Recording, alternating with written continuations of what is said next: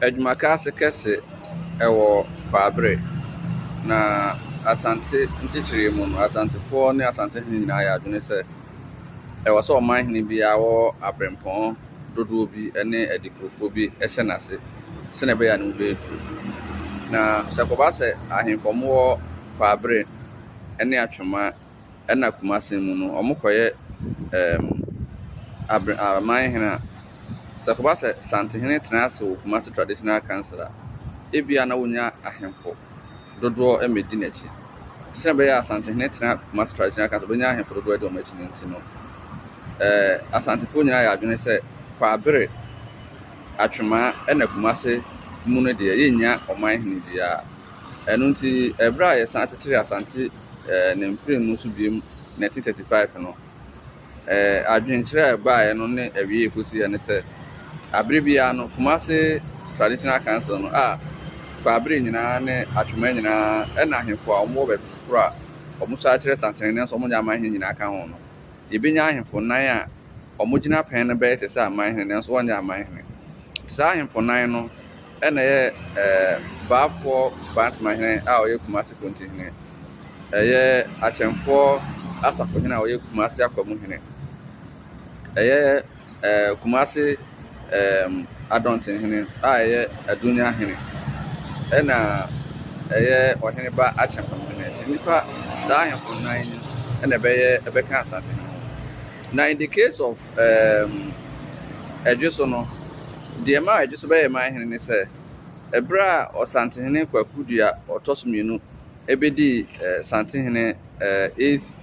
28th April a ɔwu 11th June no ankyɛ obɛdi hene ankyɛ na ɔwuiɛ because of smallpox ɛna kum ɛna ɛyɛ Twemboa no ananka ɔpere asantehene no ɔno ɔmo bɛsɔ ɔmo dɛm nanka amanfoɔ sɛ yɛnkɔfa Kofi Kakari mmra saa berɛ no mu no nso so kɔɔ nseɛ do nti ɛkɔbaa saa no a Twemboa no so pɛɛ a na asantehene ma na yɛgya ɛpɛ sɛ ɔde ma ɔno ne ba ɛyɛ Adwuma Prɛmpɛ no Twema mentwe baa ho ma ɛkɔyɛ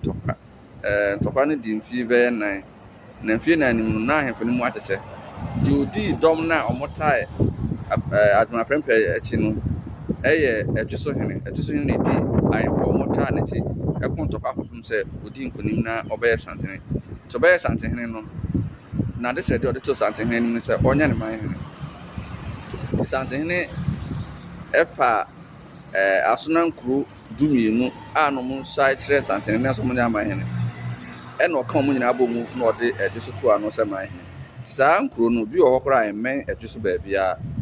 ebi ne Anyinasu ebi ne Abraka so ebi ne Tano Dumase ebi ne Bosɔre nti ebi ne Bonwire saa nkuro no nyinaa no ne ɛka bɔ mu a ɛde hyɛ n'ase nti na Adwo so bɛyɛ manhene ɛberɛ a Prɛmpɛ bɛyɛ santehene Kwaku Dua ɔtɔ so mmiɛnsa 1888 eti Adwumakase kɛse no ebia special condition bi si special dispensation bi si a daatu bi na bɛyɛ manhene ne mmom wode kɔ kɔɔto anyɛ yɛ fi sɛ sɛdeɛ aka no bere bi atwam sɛ wode asante ahensɛm ɛkɔ kɔɔto na kɔɔto ka sɛ wɔde ama wowie ano ama kɔɔto no ama afena na ɔsɛ akyerɛ no na